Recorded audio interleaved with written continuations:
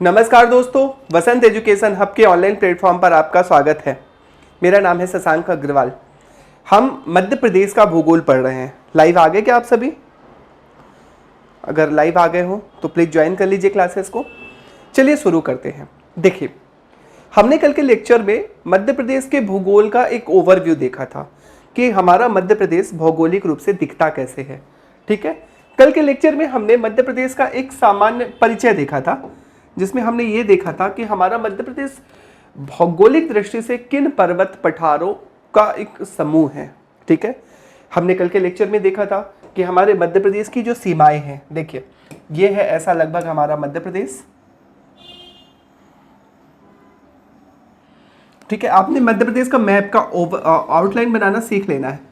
ठीक है, अपनी कॉपी में इस बेसिक से मैप की आपको प्रैक्टिस करनी है। ठीक है, अगर आप लाइव हो गए हो तो मुझे यस का मैसेज कर दीजिएगा। देखिए, ये बेसिक से आउटलाइन बनाने की हमें हमारे मैप में प्रैक्टिस करनी है। कल हमने कुछ बेसिक चीज़ें देखी थी, जैसे हमने देखा था मध्य प्रदेश का हमारा भौगोलिक क्षेत्रफल कितना है। तो हमने देखा था कि हमारे मध्य प्रदेश का जो भौगोलिक क्षेत्रफल है वो 3,08,252 वर्ग किलोमीटर है। उत्तर से दक्षिण की लंबाई 605, पूरब से पश्चिम की लंबाई 870 किलोमीटर है। मध्य प्रदेश हमारा एक भू आवेष्टित राज्य है। भू आवेष्टित राज्य कहने का मतलब क्या? हमारे मध्य प्रदेश की कोई भी सीमा समुद्र को स्पर्श नहीं करती। क्लियर? और मध्य प्रदेश 5 और भूमियों से घिरा हुआ, अलग अलग राज्यों से घिरा हुआ एक प्रदेश है। लाइव है? लाइव है तो यस का मैसेज कर दीजिएगा। कौन लाइव है? 5 और भूमियों से घिरा हुआ एक प्रदेश है। क्लियर? हमने देखा था कि इधर पे है राजस्थान, उत्तर पश्चिम में है राजस्थान, उत्तर पूर्व में है उत्तर प्रदेश, है ना। फिर पूर्व में हम देखते हैं क्या है हमारे, तो पूर्व में है छत्तीसगढ़, फिर हमारे दक्षिण में है महाराष्ट्र, और हमारे मध्य प्रदेश के पश्चिम में है गुजरात राज्य। क्लियर? ये हमने मध्य प्रदेश का भौगोलिक स्वरूप देखा था। इसके बाद हमने क्या देखा? इसके बाद हमने देखा कि good evening Kavita ji, good evening. ठीक है, कविता जी, हम मध्य प्रदेश का भूगोल जो है वो लाइव क्लासेस पढ़ रहे हैं, और जल्द ही मध्य प्रदेश का इसके बाद इतिहास हो सकेगा तो इतिहास भी मैं कोशिश करूंगा लाइव क्लासेस ही लूँ, और नहीं हो जाएगा पॉसिबल, अगर टाइम नहीं मैनेज होता तो हम उसको रिकॉर्डेड फॉर्म में। हालांकि मेरी कोशिश रहेगी कि एमपी की ज्योग्राफी भी हम लाइव क्लासेस लें, और डेली मध्य प्रदेश की अब 2 क्लासेस हमारी हुआ करेगी। ठीक है, एक एमपी की ज्योग्राफी, एक ही सब्जेक्ट 2 पढ़ूँ तो थोड़ा सा बोरिंग हो जाता है। मतलब अगर मैं 2 घंटे ज्योग्राफी सिर्फ पढ़ाऊँ तो थोड़ा बोरिंग हो जाता है, और ऑब्जेक्टिव सॉल्व करने में भी हमें मज़ा नहीं आएगा। तो एमपी हिस्ट्री, एमपी की ज्योग्राफी हम साथ में लेकर चलेंगे। इसमें जो भी पहले पूरा होगा, हालांकि पहले पूरा मध्य प्रदेश का ज्योग्राफी ही होगा, तो मध्य प्रदेश का ज्योग्राफी जैसे ही पूरा होगा तो हम इसके स्थान पर मध्य प्रदेश की पॉलिटी या इकोनॉमिक्स चालू करेंगे, और फिर उसके बाद दूसरा पॉलिटी ही चालू करेंगे, और सेकंड पार्ट पूरा होगा तो जनजातीय आर्ट एंड कल्चर चालू करेंगे, और फिर लास्ट वाला जो टॉपिक रहेगा मध्य प्रदेश की इकोनॉमिक्स रहेगा। क्लियर? तो हम देखते हैं उत्तर पश्चिम में राजस्थान, उत्तर पूर्व में उत्तर प्रदेश, है ना। यहाँ से यहाँ तक की लंबाई है 605, यहाँ से यहाँ तक की लंबाई है 870 किलोमीटर बेसिकली। ठीक है, भौगोलिक दृष्टि से हमने देखा था, कल के लेक्चर में हमने देखा था कि हमारे मध्य प्रदेश को भौगोलिक दृष्टिकोण से 5 उप विभागों में बांटा गया है। कितने उप विभागों में बांटा गया है भौगोलिक दृष्टि से हमारे मध्य प्रदेश को? 5 उप विभागों में। 5 उप विभागों में मूलतः देखें तो सबसे पहले 3 उप विभाग थे, फिर तीनों को पहले उप विभाग को 5 उप विभाग, दूसरे उप विभाग को 3 उप विभाग, और तीसरे उप विभाग को 1 उप विभाग में बांटा गया। तो भू आकृतिक प्रदेश की दृष्टि से अगर हम देखें, या मध्य प्रदेश को भौगोलिक स्वरूप की दृष्टिकोण से देखें, तो मूल रूप से मध्य प्रदेश को पहले 3 भागों में बांटा गया। पहले 3 भाग कौन कौन से थे? ये हमने कल के लेक्चर में देखा था। पहला प्रदेश था मध्य उच्च प्रदेश। पहले प्रदेश को क्या कहते थे हम? मध्य उच्च प्रदेश।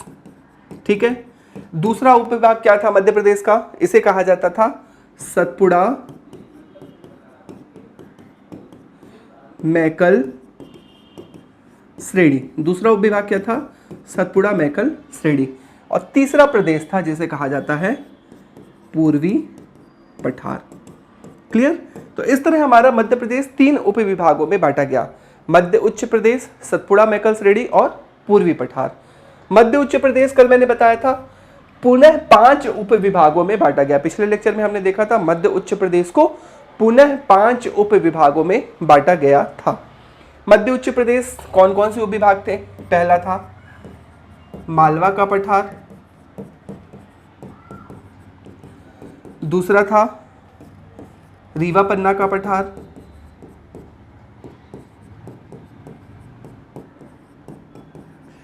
ऊपर नीचे कुछ भी लिख सकते हैं, दूसरे में मध्य भारत भी लिख सकते हो आप, दूसरे में बुंदेलखंड भी लिख सकते हो, कुछ भी लिख लो। तीसरा उपप्रदेश कौन सा था? जिसका नाम था बुंदेलखंड का पठार, बुंदेलखंड का पठार। चौथा उपप्रदेश कौन सा था? जिसे कहा जाता था आपका मध्य भारत का पठार, मध्य भारत का पठार। और पांचवा उपप्रदेश क्या था? पांचवे उपप्रदेश का नाम था सतपुड़ा मैकल की पर्वत श्रेणी। क्या था? सतपुड़ा मैकल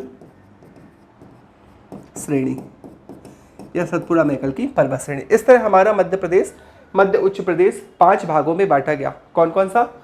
मालवा का पठार, रीवा पन्ना का पठार, बुंदेलखंड का पठार, मध्य भारत का पठार और सतपुड़ा मैकल पर्वत श्रेणी। दूसरी ओर सतपुड़ा मैकल पर्वत श्रेणी गलत टॉपिक हो गया, टाइप हो गया। इसके कहा जाता है नर्मदा सोन घाटी, नर्मदा सोन घाटी। सतपुड़ा मैकल श्रेणी अलग है, सोन घाटी। क्लियर? अब हम आते हैं सतपुड़ा मैकल पर्वत श्रेणी। सतपुड़ा मैकल पर्वत श्रेणी पुनः 3 भागों में बांटी गई। पहले नंबर पे श्रेणी का नाम था राजपीपला श्रेणी। कौन सी? राजपीपला श्रेणी। दूसरा उपविभाग कौन सा था राजपीपला श्रेणी के बाद? आपकी महादेव श्रेणी, महादेव श्रेणी। और तीसरा उपविभाग था इसका मैकल श्रेणी। कौन सा था? मैकल श्रेणी। क्लियर? इसके बाद हम आते हैं पूर्वी पठार।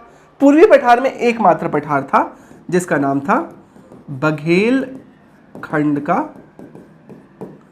पठार। ठीक है, एक बार सारे एक साथ देख लें, फिर हम इसको पुनः एक एक करके पढ़ेंगे। देखिए, सामान्यतः मध्य प्रदेश को कितने उपविभागों में बांटा गया? एक बेसिक प्रश्न अगर एमपीपीएससी में पूछा जाए या आपके एफएसओ के एग्जाम में पूछा जाए, किसी भी परीक्षा में पूछा जाए कि मध्य प्रदेश को मूलतः कितने उपविभागों में बांटा गया, तो इसका बेसिक आंसर बनता है 3।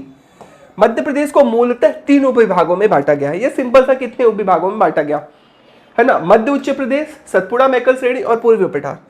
कई बार ये प्रश्न सीधे इस रूप में नहीं आता, कई बार ये प्रश्न ना थोड़ा सा अलग रूप में आता है, 3 ऑप्शन में नहीं होता। क्या होता है, एक बार एमपीपीएससी शायद 2013 या 14 एग्जैक्ट मैं अगर याद करने की कोशिश करूं, 13-14 में ना इसको डायरेक्ट 5 को अलग अलग गिना था उन्होंने। 5, इसको 1 गिना था 6 और इसको गिना था 1, 7। तो उन्होंने इसका आंसर 7 माना था। अगर 3 ऑप्शन में नहीं है तो 3 ऑप्शन में ना होने के स्थान पर इसके स्थान पर 7 पर टिक किया जाता है। अर्थात हम देखते हैं कि मध्य प्रदेश को कितने उपविभागों में बांटा गया, तो एक आंसर बनता है 3 उपविभागों में बांटा गया और एक आंसर बनता है इसको 7 उपविभागों में बांटा गया। तो इसके दोनों ही आंसर सही होते हैं। वो प्रश्न के नेचर पर होता है कि कई बार 3 बोलते हैं, कई बार 7 बोलते हैं। दोनों ऑप्शन एक साथ कभी नहीं होंगे। ठीक है, अगर दोनों ऑप्शन भी होंगे तो आपको 3 टिक करना है। मध्य प्रदेश को कितने उपविभागों में बांटा गया, तो 3 उपविभागों में बांटा गया, मध्य उच्च प्रदेश, सतपुड़ा मैकल श्रेणी और पूर्वी पठार। एक बार हम एक मैप के माध्यम से देखते हैं कि ये हमारा मध्य प्रदेश दिखता कैसा है। ठीक है, इसको क्लियर कर देते हैं। पूरे मैप के माध्यम से एक साथ हम पूरे मध्य प्रदेश को देखने का प्रयास करते हैं कि हमारा मध्य प्रदेश भौगोलिक दृष्टिकोण से दिखता कैसे है। क्लियर? तो देखिए, ये है हमारा मध्य प्रदेश। सबसे पहले एक आउटलाइन बनाते हैं और ये 7 के 7 उपविभाग हम एक साथ देखते हैं पहले मैप में, और 7 उपविभाग देखने के बाद पुनः एक एक करके हमें सारे उपविभाग पढ़ना है। अगले 1 या 2 लेक्चरों में अगर दोनों हो तो बिल्कुल, अगर दोनों हो तो मैंने बताया क्लियर। अगर दोनों एक साथ कभी पूछा जाए तो आंसर 3 होगा। ठीक है, क्योंकि एमपीपीएससी और व्यापम में कई बार ये प्रश्न पूछा जा चुका है जिसका आंसर 3 है। मैंने बताया सिर्फ एक ही बार 3 ऑप्शन में नहीं था, उन्होंने 5, 6 और 7 ऐसा काउंट किया था। 5 मालवा का पठार, मध्य भारत का पठार, रीवा पन्ना, बुंदेलखंड और नर्मदा सोन घाटी को 5 अलग अलग काउंट किया था। सतपुड़ा मैकल श्रेणी को 3 न काउंट करके 1 काउंट किया था, सतपुड़ा मैकल की पर्वत श्रेणी, और 1 काउंट किया था उन्होंने पूर्वी पठार। इस तरह हमने देखा कि कुल मिलाकर 7 उप विभागों में मध्य प्रदेश को बांटा गया था। ठीक है, इस तरह हम देखते हैं। अब हम 7 उप विभाग को एक साथ देख लेते हैं और फिर जल्दी जल्दी शॉर्ट में हम पूरा का पूरा मालवा का पठार अलग से पढ़ लेते हैं, रीवा पन्ना का पठार अलग से, बुंदेलखंड का पठार। और इस टॉपिक को पढ़ाया इसलिए जा रहा है क्योंकि इससे प्रश्न बनते हैं, एमपीपीएससी में डायरेक्ट प्रश्न बनते हैं। हालांकि इसके अंतर्गत हम जो भी चीजें पढ़ते हैं बाद में वो अपने आप में एक चैप्टर ही है। जैसे हम मालवा के पठार के अंतर्गत पढ़ेंगे मालवा के पठार की जलवायु, मिट्टी, खनिज, नदियां, जनजातीय, लोक कला संस्कृति, है ना। तो अपने आप में बाद में ये सब चैप्टर बनेंगे। जैसे पूरे मध्य प्रदेश की नदियां एक चैप्टर अपने आप में बनता है, मध्य प्रदेश की जलवायु अपने आप में एक चैप्टर है, मध्य प्रदेश में खनिज अपने आप में एक चैप्टर है, मध्य प्रदेश की जनजातियां अपने आप में एक चैप्टर है। तो ये चैप्टर बनते हैं, लेकिन एक साथ ओवरव्यू जानना जरूरी है। सबसे पहले हम देखते हैं मध्य उच्च प्रदेश। मध्य उच्च प्रदेश हमारे मध्य प्रदेश में कहाँ है? तो मध्य उच्च प्रदेश को हम देखें तो मध्य प्रदेश का ये हिस्सा ध्यान दीजिए, सतपुड़ा मेकल श्रेणी को नीचे से अगर अलग कर दिया जाए और इधर थोड़ा सा पूर्वी पठार को अलग कर दिया जाए तो ये ऊपर का भाग मध्य प्रदेश में ऊंची उठी हुई भूमि आपको मैप में माध्यम से दिख रही होगी। ये ऊंची उठी हुई भूमि किस नाम से जानी जाती है? मध्य उच्च प्रदेश के नाम से जानी जाती है। ये उथला भूमि किस नाम से जाना जाता है? मध्य उच्च प्रदेश के नाम से जानी जाती है। मध्य उच्च प्रदेश को मैंने बताया 5 उप विभागों में बांटा गया। पहला उप विभाग है मालवा का पठार, मध्य प्रदेश के पश्चिमी भाग में स्थित। अच्छा, एग्जैक्ट मैप इसका नहीं होता, ये लगभग में होता है क्योंकि भौगोलिक प्रदेश की कोई स्थापित सीमाएं नहीं होती। भौगोलिक प्रदेश लगभग सीमा में होता है। ठीक है, जैसे राजनीतिक जब रूप से मध्य प्रदेश पढ़ेंगे तो जिलों की फिक्स सीमाएं होती हैं, लेकिन भौगोलिक प्रदेशों की कोई फिक्स सीमाएं नहीं होती। क्लियर? तो जैसे ये वाला हिस्सा है, ठीक है, ये मालवा का पठार। तो मालवा का पठार आप देखोगे ये यहां से यहां तक, ये वाला हिस्सा कहलाता है मालवा का पठार। ठीक है, मालवा का पठार मालव जनजाति के नाम पर इस क्षेत्र का नाम मालवा का पठार पड़ा। यहाँ की मुख्य नदी क्षिप्रा नदी है। क्षिप्रा के बाद काली सिंध, पार्वती सिंध आदि नदियां भी यहाँ से प्रवाहित होती है। काली मिट्टी प्रदेश है, सोयाबीन की खेती होती है। ये पूरा का प्रदेश मालवा का पठार, जिसको हम आगे अलग देखने वाले हैं। मालवा के पठार के बाद इसके उत्तर में जस्ट उत्तरी भाग में अगर हम चले जाए तो इसका उत्तरी हिस्सा नीमच, मंदसौर, यहाँ से चलते हैं श्योपुर और मुरैना, भिंड, शिवपुरी और यहाँ पे दतिया तक, यहाँ तक लगभग सीमा लगती है। ग्वालियर के डबरा को छोड़कर ग्वालियर शहर जो होता है वो, ये वाला प्रदेश जो कहलाता है इसे कहा जाता है क्या? इसे कहा जाता है मध्य भारत का पठार। इसे किस नाम से जाना जाता है? मध्य भारत का पठार। मध्य उच्च भूमि प्रदेश है, मध्य भारत के पठार के नाम से जाना जाता है। 10.6% मध्य प्रदेश की कुल भौगोलिक क्षेत्रफल का होता है। ठीक है, यहाँ की नदी चंबल है, इसलिए चंबल के द्वारा यहाँ गहरे बीड़ों का निर्माण किया गया है, इसलिए इसे चंबल उत्खात भूमि के नाम से भी जाना जाता है। चंबल अपभ्रंश क्षेत्र के नाम से, चंबल के बीहड़ के नाम से जाना जाता है, चंबल उप प्रदेश के नाम से भी जाना जाता है। थर्ड उप प्रदेश है, इसके जस्ट पूरब में आते हैं तो पूर्व में एक उठी हुई भूमि दिखती है जिसे कहा जाता है बुंदेलखंड का पठार। यह देखिए, ये यहाँ से लेकर ये वाला जो क्षेत्र कहलाता है दतिया, टीकमगढ़, है ना, यहाँ पे छतरपुर, यहाँ पे सागर की रेहली और बंडा तहसील दोनों आती है। फिर यहाँ पे शिवपुरी की पिछोर और करेरा तहसील आती है, दतिया की भांडेर तहसील आती है। ये वाला जो क्षेत्र है ये कहलाता है आपका बुंदेलखंड का पठार। मैं इतना फास्ट इसलिए बोल रहा हूँ क्योंकि इसको ना आगे मैं फिर से पढ़ाने वाला हूँ, इन चीजों को पुनः रिपीट करने वाला हूँ, है ना। ये कहलाता है क्या? बुंदेलखंड का पठार। इसको अपनी कॉपी में आप लोग ये मैप बना लीजिएगा, नाम भी लिख लीजिए। सबसे पहले ये है मालवा का पठार, ये है मध्य भारत का पठार, ये है बुंदेलखंड का पठार।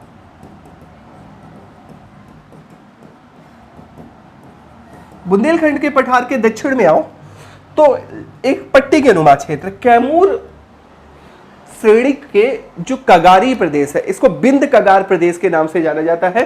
विंध्याचल कैमूर श्रेणी आप जानते हो, विंध्याचल या अपर विंध्यन का ही एक हिस्सा है। अपर विंध्यन का हिस्सा होने के साथ साथ कैमूर प्रदेश अपने आप में एक प्रदेश है और कैमूर पर्वत की दक्षिणी श्रृंखला में स्थित होने के कारण इसे कैमूर उत्खात श्रृंखला या कैमूर कगारिया प्रदेश या बिंद कगारिया प्रदेश या इसको एक पठार का नाम दिया गया है। रीवा और पन्ना जिसमें 2 मुख्य जिले हैं, इस कारण इसे कहा जाता है रीवा पन्ना का पठार। इसे किस नाम से जानते हैं अपन? रीवा पन्ना का पठार। ठीक है, रीवा पन्ना का पठार। रीवा पन्ना का पठार एक कगारीय प्रदेश है, पर्वत पदीय क्षेत्रों को, जो पर्वत, जैसे ये पर्वत होता है ना, पर्वत की जो नीचे वाला जो क्षेत्र होता है, पर्वत है ना, माउंटेन फुट एरिया, इसको पर्वत पदीय क्षेत्र, पर्वत कगारी प्रदेश के नाम से जाना जाता है, जिसे रीवा पन्ना का पठार कहते हैं। ये वाला भूमि वैसे ही है। फिर उसके बाद आपको देखोगे तो दक्षिण में एक चौड़ी पट्टी दिख रही है, जो आपके मध्य में ज्यादा चौड़ी है, पूर्व में सक्रिय हो जाती है और पश्चिम में फिर से सक्रिय हो जाती है। ये वाली भूमि देखिए, यहां से लेकर यहां तक इस पूरे क्षेत्र को देखोगे आप, तो ये क्षेत्र जो है एक पट्टी के नुमा क्षेत्र है ना। ये पूरा का पूरा क्षेत्र एक पट्टी के समान दिख रहा है ना, जो यहाँ पे मंडला तक आता है, यहाँ पे मंडला तक इसकी सीमा स्पर्श करती है, मंडला से थोड़ा सा डिंडौरी भी स्पर्श करता है, फिर ऊपर जबलपुर नरसिंहपुर आता है, फिर यहाँ पे होशंगाबाद, हरदा, सीहोर, रायसेन, भोपाल से होते हुए ये पट्टी यहाँ तक जाती है, जिसके जिले हम आगे देखेंगे। ये पट्टी बड़वानी तक स्पर्श करती है, यहाँ पे धार है, यहाँ पे झाबुआ को स्पर्श करती है, इंदौर भी इसके नीचे लगा हुआ है, खंडवा, खरगोन, लगभग मध्य प्रदेश के 14 जिले को ऐसे स्पर्श करती है। इस पट्टी को कहा जाता है किस नाम से? नर्मदा सोन वैली। किस नाम से जानते हैं? नर्मदा सोन घाटी। क्लियर? नर्मदा और सोन नदियों द्वारा यहां पे रिफ्ट वैली, भ्रंश घाटी का निर्माण किया गया है, जिसे किस नाम से जानते हैं? नर्मदा सोन वैली। तो इस तरह हम देखें मध्य उच्च प्रदेश के 5 उपविभाग हैं। पहला मालवा का पठार, दूसरा मध्य भारत का पठार, तीसरा बुंदेलखंड का पठार, चौथा रीवा पन्ना का पठार और 5वें नंबर का आपका नर्मदा सोन वैली। क्लियर? अब सतपुड़ा मैकल श्रेणी में आते हैं। देखिए मध्य प्रदेश के दक्षिणी हिस्सा एक ब्लॉक माउंटेन है ना, ब्लॉक पर्वत का उदाहरण है। ब्लॉक माउंटेन ऐसे पर्वत होते हैं जो अगल बगल की भूमि के धंस जाने के कारण बनते हैं। मध्य प्रदेश में पश्चिम से पूर्व तक मध्य प्रदेश के दक्षिणी हिस्से में एक बड़ा माउंटेन है, बड़ी उच्च माउंटेन श्रृंखला है। इस माउंटेन श्रृंखला को किस नाम से जाना जाता है? इस माउंटेन श्रृंखला को कहते हैं हम सतपुड़ा मैकल की रेंज। क्या कहते हैं हम? सतपुड़ा मैकल की रेंज। सतपुड़ा मैकल की रेंज 3 भागों में टूटी हुई है ना। इसको कहा जाता है, पहला हिस्सा इसका होता है यहाँ पे, इसे कहा जाता है वेस्टर्न सतपुड़ा, पश्चिमी सतपुड़ा। देखिए ये वाला जो क्षेत्र है इसे वेस्टर्न सतपुड़ा, या इसके लिए एक अलग नाम दिया गया है राजपीपला श्रेणी। किस नाम से जानते हैं हम इसको? राजपीपला श्रेणी। राजपीपला श्रेणी और महादेव श्रेणी के बीच एक आपका पास है। पास मतलब होता है दर्रा। 2 पर्वतों के बीच जो खाली भूमि होती है जहां से आने जाने का मार्ग गुजरता है उसको पास या दर्रा कहते हैं। इसे बुरहानपुर पास के नाम से जाना जाता है। बुरहानपुर जिला यहाँ पे स्थित है और बुरहानपुर जिला दक्षिण का प्रवेश द्वार कहलाता है। क्लियर? बुरहानपुर पास से लेकर आपका छिंदवाड़ा जिले में पेंच घाटी पास, पेंच वैली पास तक एक और पुनः भूमि है। ये वाला क्षेत्र है ना, इसको अलग कलर से दिखा दे। ये वाला क्षेत्र यहां से, इसे कहा जाता है महादेव रेंज। ये लगभग यहां तक आती है। इसे किस नाम से जानते हैं अपन? महादेव रेंज। किस नाम से? महादेव रेंज।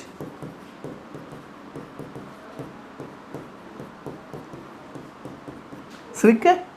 महादेव रेंज के पूर्वी हिस्सा, ये वाला हिस्सा, तीसरा हिस्सा होता है यहां से लेकर ये यहां तक का क्षेत्र, लगभग इसकी सीमा अनूपपुर जिले तक स्पर्श करती है। अनूपपुर जिले में अमरकंटक श्रेणी इसका हिस्सा है ना। इसको एक और कलर से दिखा देते हैं।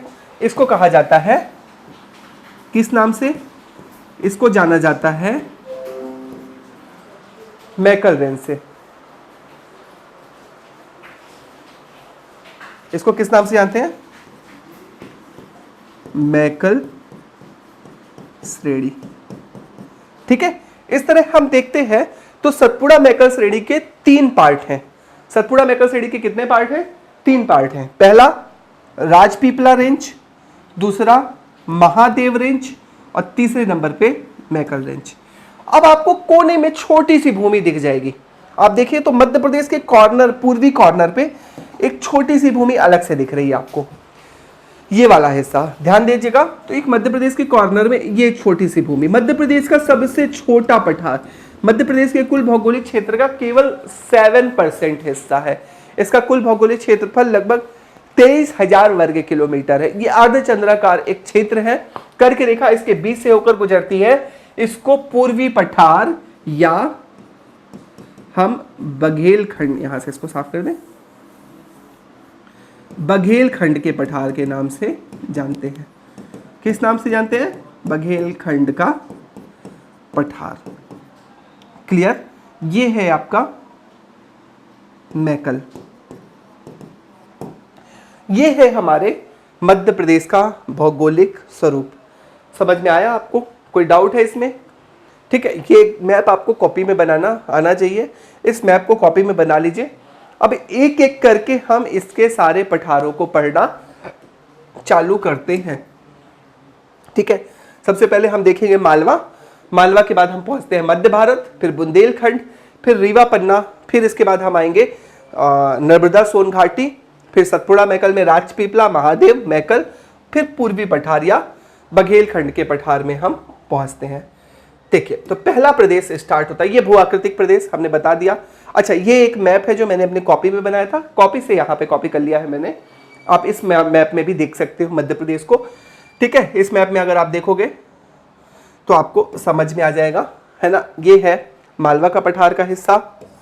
ठीक है, ये इसकी पीडीएफ आपको प्रोवाइड करा दूंगा मैं, जस्ट लेक्चर जैसे ही खत्म होगा, लेक्चर खत्म होने के तुरंत बाद, है ना। ये है मालवा का पठार, जिसमें आपको बना बनाया मिल जाएगा ये मैप। ठीक है, ये है आपका मालवा का पठार। शायद क्लियर दिख रहा है क्या? है ना, क्योंकि ये मैंने कॉपी स्कैन करके डायरेक्ट यहाँ पे डाल दिया था। ये है मध्य भारत का पठार, इसका ऊपर वाला हिस्सा। ये है बुंदेलखंड का पठार, फिर उसके बाद रीवा पन्ना का पठार। रीवा पन्ना के पठार के दक्षिणी हिस्सा नर्मदा सोन घाटी, ये वाला हिस्सा। नर्मदा सोन घाटी के बाद सतपुड़ा मैकल श्रेणी, और इसके बाद पूर्वी पठार या बघेलखंड का पठार। ठीक है, अगर आपको मैप इससे क्लियर आ रहा हो तो इस मैप को आपको पीडीएफ के माध्यम से प्रोवाइड करवा दूंगा।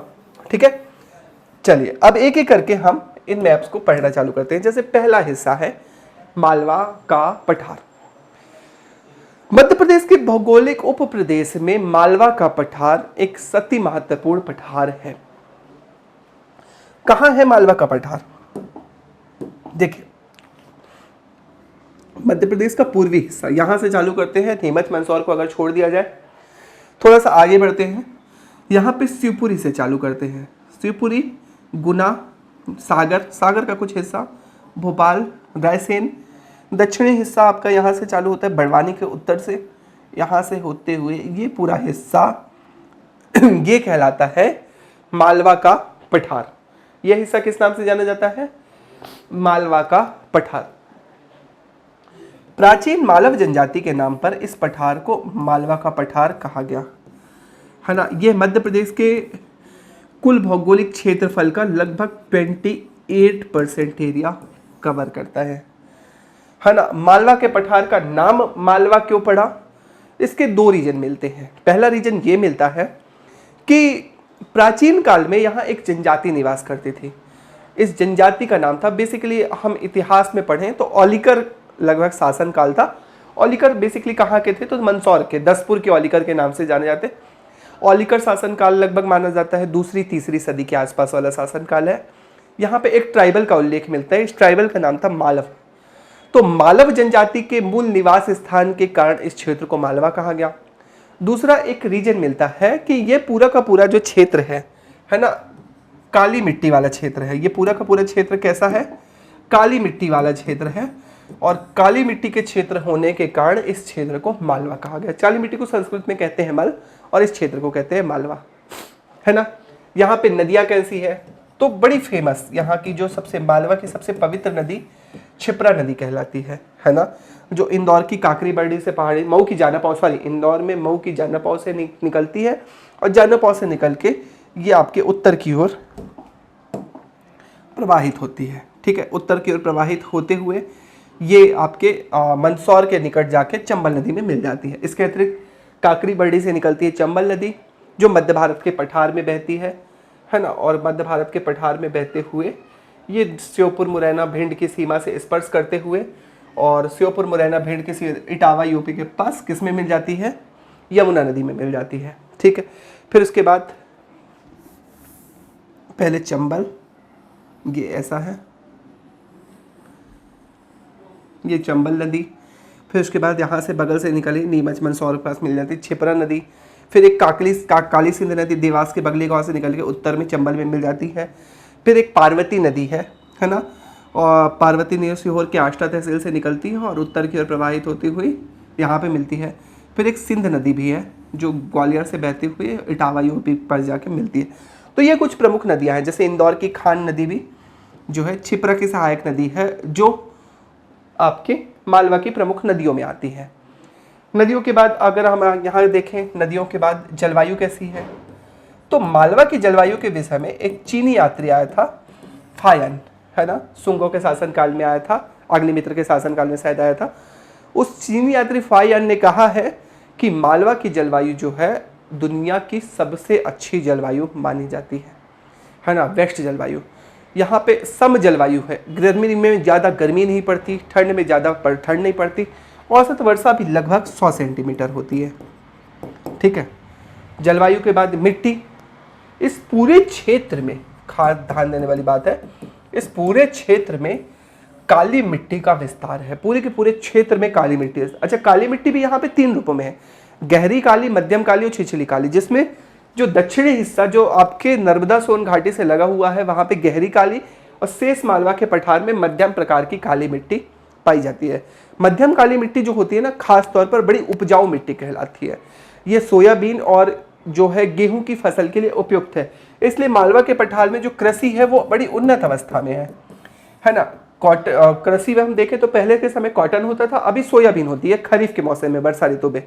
और रबी के मौसम में यहाँ की जो मुख्य फसल है वो कौन सी है, गेहूं और चना। ठीक है, मैं इसको मौखिक इसलिए बता रहा हूँ क्योंकि पीपीटी में अगले पेज में सारी चीज़ें लिखी हुई हैं, इसलिए रिपीट लिख नहीं रहा हूँ मैं, है ना। आपको पीपीटी मिल जाएगी। ठीक है, उसके बाद कृषि के बाद वन कैसे हैं यहाँ पे, तो समशीतोष्ण शुष्क पर्णपाती वन, है ना, tropical dry deciduous forest, tropical wet deciduous forest है। समशीतोष्ण जो है शुष्क पर्णपाती वन, है ना। शुष्क पर्णपाती वन लगभग हमारे पूरे मध्य प्रदेश में इस प्रकार के वन हैं। शुष्क पर्णपाती वन ड्राई डेसिडुअस फॉरेस्ट की विशेषता होती है। शुष्क पर्णपाती वन, पर्णपाती वन, ये वन हमारे मध्य प्रदेश के लगभग 70-80% एरिया में है। इन वनों की क्या विशेषता होती है कि ग्रीष्म ऋतु में अपनी पत्तियां गिरा देते हैं, शेष वर्ष भर हरे भरे रहते हैं। क्लियर। उसके बाद वन के बाद अपन देखें तो प्रमुख वृक्ष, तो बहुत मिश्रित प्रकार के वृक्ष यहाँ मिलते हैं। साल, सागौन, कीकर, पलाश, तेंदू, हर्रा, आंवला, महुआ, सभी प्रकार के वन यहाँ पे हमें देखने को मिलते हैं। खनिज कौन कौन से हैं यहाँ के अगर हम देखें, मिनरल्स, तो मिनरल्स के मामले में मालवा पिछड़ा हुआ है थोड़ा। 1-2 मिनरल्स हमारे मध्य प्रदेश में मालवा में मिलते हैं, जैसे झाबुआ, अलीराजपुर में अगर आप जाके देखो तो झाबुआ और अलीराजपुर में खास तौर पर कौन सा मिनरल्स मिलता है, तो झाबुआ में मिलने वाला एस्बेस्टास और रॉक फास्फेट, ये 2 प्रमुख खनिज हैं। इसके अतिरिक्त मालवा में खनिजों का प्राय अभाव है। ठीक है, खनिज के बाद हम देखें यहाँ पे इंडस्ट्रीज कौन सी है, उद्योग, तो औद्योगिक दृष्टि से मालवा हमारे मध्य प्रदेश का सबसे विकसित एरिया है। कैसे, मालवा का सबसे विकसित एरिया क्यों है, क्योंकि सारे बड़े बड़े इंडस्ट्रियल क्लस्टर, इंडस्ट्रियल एरिया जो है वो मालवा में है, खासतौर पर इंदौर और उसके आसपास के क्षेत्रों में। जैसे इंदौर में आप चले जाओ महू, तो महू छाता उद्योग के लिए हमेशा से फेमस रहा है ना।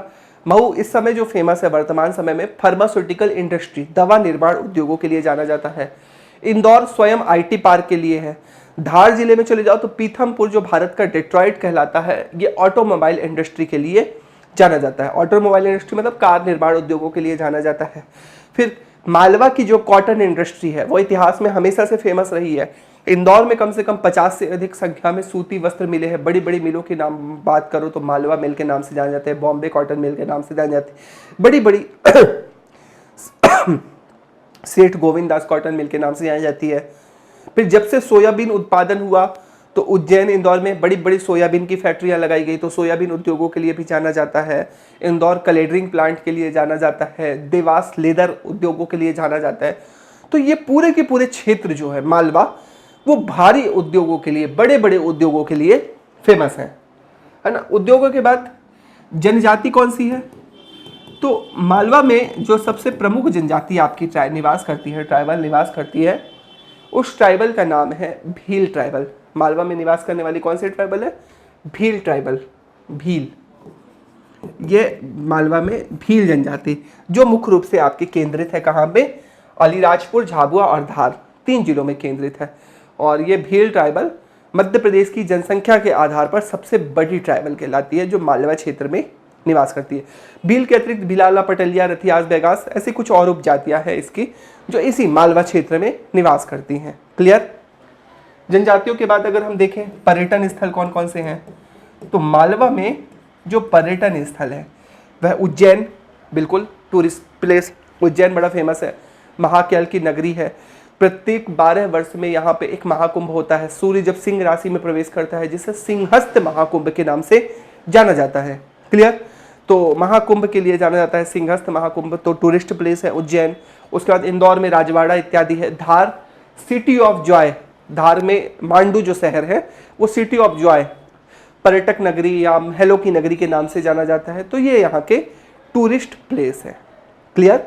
तो ये हुआ मालवा का पठार। अच्छा, इसको बहुत शॉर्ट में आप जानो, क्योंकि ये सारी चीजें बाद में एक चैप्टर है। जैसे नदियां अपने आप में मध्य प्रदेश का एक चैप्टर है, जो हम जैसे ही हमारा भौगोलिक स्वरूप और भूगार्भिक संरचना खत्म होगी, हम इस चैप्टर में आएंगे मध्य प्रदेश की नदियां। फिर क्लाइमेट अपने आप में एक चैप्टर है, सॉइल अपने आप में एक चैप्टर है, एग्रीकल्चर चैप्टर है, फॉरेस्ट चैप्टर है, मिनरल्स एक अपने आप में एक चैप्टर है ना, इंडस्ट्रीज अपने आप में चैप्टर है, ट्राइबल्स चैप्टर है, टूरिज्म अपने आप में एक चैप्टर है। तो ये सारी चीजें चूंकि एक चैप्टर्स है, इसलिए अभी शॉर्ट में जानेंगे। फिर जब हम रिवर्स पढ़ेंगे, रिवर्स ऑफ मध्य प्रदेश की नदियां, तो रिवर्स ऑफ मध्य प्रदेश में ये पूरी चीजें ऑटोमेटिक हम डिटेल से पढ़ने वाले हैं। क्लियर? चलिए जानते हैं अब मालवा को इसके भौगोलिक क्षेत्रफल के आधार पर। तो मैंने अभी बता ही दिया, अब कुछ पीपीटी के माध्यम से आपको बता देता हूं। जैसे मालवा, देखिए क्षेत्रफल कितना है, तो 88,222 वर्ग किलोमीटर इसका क्षेत्रफल याद रख लीजिएगा। ये क्षेत्रफल याद करना है और परसेंटेज भी आपको याद करना है। पूरे 7 के 7 उप विभागों के क्षेत्रफल विथ परसेंटेज आपको, है ना, एरिया विथ परसेंटेज याद करने हैं।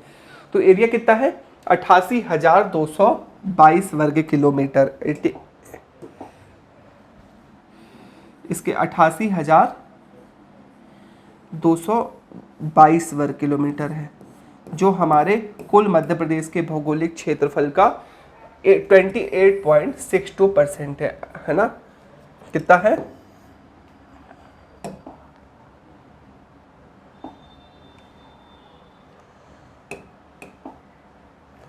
28.62% है। क्लियर? ये हो गया।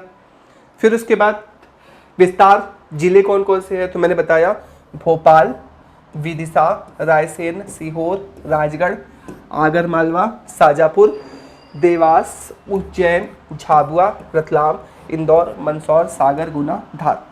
मध्य प्रदेश के 18 जिले, लगभग कितने जिले? 18 जिले इसमें पूर्ण या आंशिक रूप से आते हैं। ये कहने का मतलब क्या है, पूर्ण या आंशिक रूप से आते हैं? कुछ जिले पूरे के पूरे अंदर हैं, तो कुछ जिले सीमावर्ती जिले हैं, जो 2 प्रदेशों में आपको एक साथ पढ़ने को मिल जाएंगे। ठीक है, जैसे सागर, सागर जब हम आएंगे तो सागर बुंदेलखंड में भी स्थित है। सागर का कुछ हिस्सा आपके मध्य भारत में भी स्थित है, सॉरी मध्य भारत नहीं, बुंदेलखंड में, रीवा पन्ना में भी स्थित है, और सागर का कुछ हिस्सा आपका मालवा में भी स्थित है। सेम ऐसे ही गुना बुंदेलखंड में भी आता है और आपके मालवा के पठार में भी आता है। ठीक है, तो ऐसे सीमावर्ती जिले जो हैं वो 2 क्षेत्रों की सीमाओं को एक साथ स्पर्श करते हैं। 1 मिनट पानी पी लूं।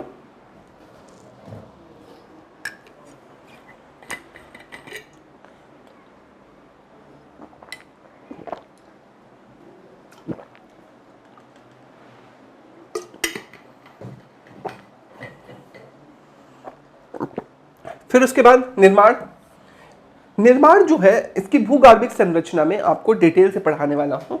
यहाँ पे सिर्फ एक नाम याद कर लो, बेसाल्टिक चट्टानों से। बेसाल्ट चट्टानों या इसको कहें लावा चट्टानों से, है ना। लावा रॉक्स क्या होती है? बेसिकली मालवा के पठार का जो निर्माण हुआ, आज से कहा जाता है लगभग 5 लाख वर्ष पूर्व, इस पूरे क्षेत्र में एक विशाल ज्वालामुखी उद्गार हुआ था। बहुत बड़ा ज्वालामुखी फटा था। उस ज्वालामुखी के फटने से जो लावा है नीचे से निकला और पूरे क्षेत्र में फैल गया। पूरे क्षेत्र में फैल गया तो जिस परतदार मोटी चट्टानों का निर्माण हुआ, उन चट्टानों को ही लावा चट्टानें कहा। और जो काली मिट्टी का जो मूल कारण है मालवा में, वो यही है कि ये बेसाल्टिक चट्टानें या लावा चट्टानों का लगातार अपक्षय हुआ, और इस अपक्षय होने के कारण जो आपकी चट्टानें हैं वो धूसर हो गई, और इस कारण ये जो चट्टानें धूसर हो गई और काली मिट्टी का निर्माण हुआ, टूट गई तो काली मिट्टी का निर्माण हुआ। तो इस तरह हम देखते हैं कि ये पूरा का पूरा जो क्षेत्र है वो किन चट्टानों से बना है? बेसाल्टिक चट्टानों से या लावा चट्टानों से। सबसे ऊंची चोटी ये याद कर लीजिएगा, मालवा की सबसे छोटी ऊंची चोटी। हालांकि एक चैप्टर में आगे पढ़ाऊंगा जिसमें सिर्फ और सिर्फ आपको मध्य प्रदेश की पर्वत श्रेणियां पढ़ाने वाला हूं, है ना। सारी छोटी से लेकर बड़ी तक करीब 25 पर्वत श्रेणियां हैं मध्य प्रदेश में, है ना। जो कुछ सतपुड़ा की पर्वत श्रेणी है, कुछ विंध्याचल की पर्वत श्रेणियां हैं और कुछ इसके अतिरिक्त पर्वत श्रेणियां भी हैं, है ना। तो अलग 25 पर्वत श्रेणियां, उसकी ऊंचाई और जिलों के साथ हम पढ़ेंगे। लेकिन आप याद कर लेना, मालवा के पठार की जो सबसे ऊंची चोटी है उस चोटी का नाम है सिगार चोटी, जिसकी ऊंचाई है कितनी? 881 मीटर। जिसकी ऊंचाई कितनी है? 881 मीटर। फिर क्लाइमेट कैसी है, जलवायु कैसी है मालवा की? तो मैंने बताया सम जलवायु, बहुत ज़्यादा न गर्मी पड़ती है। गर्मियों में एवरेज टेम्परेचर जो जाता है वो लगभग 40 डिग्री से लेकर 42 डिग्री सेंटीग्रेड जाता है। सर्दियों का तापमान जो होता है वो 8 डिग्री सेंटीग्रेड से लेकर 10 डिग्री सेंटीग्रेड होता है। वर्षा सामान्य होती है। लगभग कितनी वर्षा होती है? तो 100 सेंटीमीटर के आसपास वर्षा होती है। हमारे मध्य प्रदेश की एवरेज जो वर्षा है ना वो 112 है। मालवा में लगभग उसके आसपास ही होती है, लगभग 100 सेंटीमीटर वर्षा होती है। वर्षा 80 से 120, है ना। मैंने बताया लगभग एवरेज माना जाता है 100 सेंटीमीटर, है ना। लगभग क्यों गिना जाता है? क्योंकि इसमें कम या ज़्यादा हो सकती है, एवरेज है ये। क्लियर?